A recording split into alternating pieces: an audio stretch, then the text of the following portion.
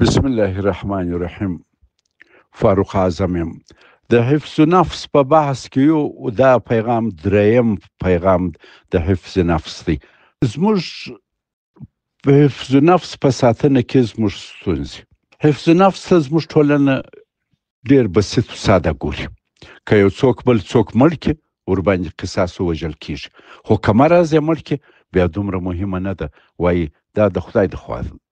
یعنی انسان چې وزني هغه په خدای پورې نه تړي، خو که مرض یې مړ کړي وایي دا د خدای د خوا یو مصیبت راغلی دی. دلته حکومت له هغه دښمن څخه خلک او رعیت ساتي چې په سترګو یې ویني. محکمه همدغو ښکاره قاتلانو ته جوړه ده، او هغه دښمن چې موږ یې په سترګو نه وینو خو خلک وژني توجه نه ورته کوو. انسان ژوندی شی دی، میکروبونه ژوندی شی دی، منتها میکروب په ظاهره په عاجز سترګو نه لیدل کېږي. که انسان دښمني را سره وکړي مخ یې نیسو، خو د میکروب چې نه وینو د هغه مخ نه نیسو. د دې خبرې دا معنی چې د انسان ژوند مهم نه دی، بلکې د ټولنې ظاهري نظم مهم دی چې یو بل سره مړه نه کړي او حکومت او عامه نظم اخلال نه سي. موږ همداسې تربیه سوي یو چې پټ دښمنان باید ونه پېژنو. که د انسان ژوند مهم وي نو باید له هر هغه څه وساتل سي چې د ژوند تهدیدوي. د شریعت مقاصد دغه باریکۍ ته متوجه دي. د ژوند ساتل حکم کوي چې په وطن کې باید دومره دوا، ډاکټر او روغتون وي چې ناروغیان یې د پردو دروازو ته محتاج نه وي. نن اسلامي امت له بده مرغه د ژوند ارزښت او د شریعت مقاصد ته لازمه توجه نه ده کړې، نو ځکه له یو لړ جدي بحرانو سره موږ مخ یو چې مهم بحرانونه یې دغه دي. د شریعت په مقاصدو سم نه پوهېدل دا یو بحران دی. په اسلامي نړۍ کې ډیری خلک د شریعت مقاصد سم نه پیژني، یوازې سطحي احکام تطبیقوي او اصل هدفونه د نفس ساتنه له پامه غورځولې ده. که مسلمانانو د شریعت په مقاصد سم ځان پوه کړی وای او هغه یې سم تطبیق کړی وای، حتما به اوس دومره پاته نه وای، دومره مصیبتو به اخته نه وای. د شریعت مقاصدو ته د هغو په اصلي معنا چې د مسلمانانو ژوند په سم سي نه کتل کېږي. اوس شریعت یوازې د فردي عباداتو په سطحه محدود سوی دی. دین د سیاست او پالیسۍ سرچینه نوره نه ده. د حفظ نفس ټول ابعاد د دیني عالمانو لخوا ولس حکومت ته سم نه دي تشریح سوي. حکومتونه ځان فقط د امن مسؤل ګڼي چې د دوی د حکم د بقا لپاره ضرور دی، خو د ولس د روغتیا، اقتصاد او چاپیریال سم ساتلو ډیره پروا نه لري. له فقر او ناروغۍ څخه مرګ ظلم نه ګڼي. له زړه معتقد نه دي چې د انسان ژوند نه یوازې له وژلو څخه بلکې له هر هغه تهدید څخه چې د ژوند کیفیت یا دوام خرابوي باید خوندي وي. مثلا د روغتیا، تعلیم او امنیت کمزور خدمات موږ ځوروي. د ژوند اساسي حقونه لکه صحت، پاکې اوبه، تعلیم، امنیت، پاک چاپیریال په ډیرو اسلامي ټولنو کې کمزور دی. خلک له ابتدایي ناروغیو مري. دا حالت هم د نفس د ساتنې اصل تر پښو لاندې کوي. یا مثلا د تعلیم او شعور کمښت. د امت ستره برخه د اسلامي شریعت مقاصدو له اصلي مفاهیمو بېخبره دي. د دین او دنیا یووالی، پوهوالی او مناسب تناسب نه دی برقرار. دوامدار جنګونه او شخړې. اسلامي نړۍ کې ګڼ هیوادونه د دوامدارو شخړو قربانیان دي.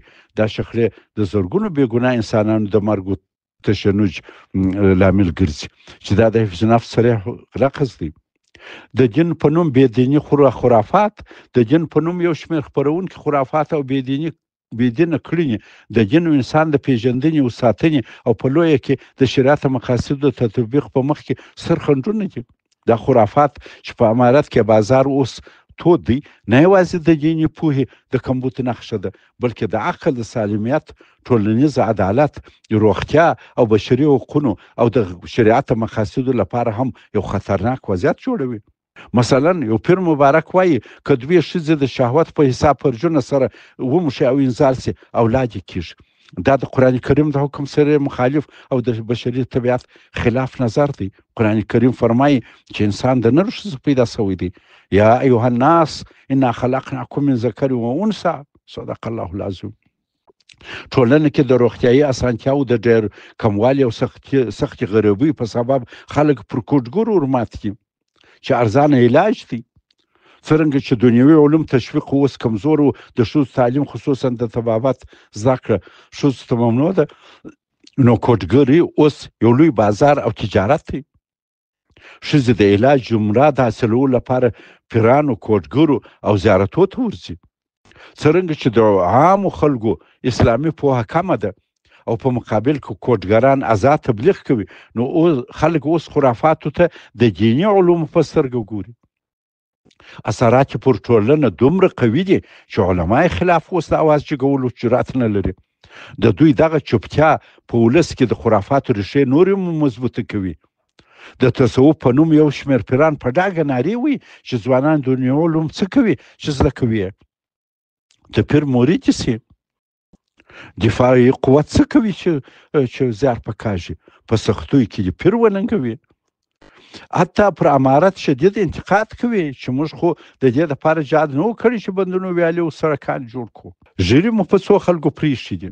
هغه وایي چې حقیقي اسلام همدغه ږیره پرېښول دي، یعنې که لو ږیره پرېښول سي ګویا لوی سړک جوړ سو. دا مبارکان نه پوهېږي چې د هر شي خپل ځای دی. شریعت هر یوه ته خپل مقام ورکړی دی. ږیره خپل ځای لري، والو بندو سړک خپل ځای لري. دا کسان یا د شریعت په مقاصدو نه پوهېږي او یا یې شخصي ګټه د شریعت مقاصدو په پوهاوي او تطبیق کې نه ده. داخلي او نړیوال سیاسي عوامل هم زموږ ستونزې دي. د اسلامي نړۍ داخلي بېثباتي، استعماري مداخلې او نړیوال سیاسي کړکېچونه د خونړیو حالاتو او د شریعت مقاصدو تطبیق مخ نیولی دي. بل مهم شی چې زموږ ستونزه د هغه د علماو ضعف او چوپتیا ده. په ډیرو حالاتو کې دیني علما د حکومتي فشار یا شخصي ګټو له امله د معاش د قطع له امله یا د بندیخانې د بیرې له امله چپ پاتې دي او د شریعت مقاصدو ساتنه نه کوي. دا یوه لویه فاجعه او ستره المیه ده. وړمه ورځ د روس پر ټانک ورختو او پرون د امریکا نظامي پوستې وهلو ته مو د باروتو واسکټونه اغوسته څو اسلامي نظام ته لار اواره سي. خو نن د اسلامي نظام حفاظت ته چې په ډېرو قربانیو راغلی دی بې تفاوته ګورو. دا پکار ده چې د امارت په ساتلو کې تر پخوا ډېر مخلص او سعی واوسو او په نظام کې هر تکلیف چارواکو ته ورسوو. د هغو سره د نظام په اصلاح او استحکام کې صادقانه همکاري وکړو. که نه بیا موږ وړمه ورځ او پرون د جهاد په اصلي مفهوم نه وو پوهېدلي، نورو احساساتي کړي وو. د نظام د استحکام دپاره د مشکلاتو نه بیانول یو لوی جرم دی. دوستانو، د حل لار څه ده؟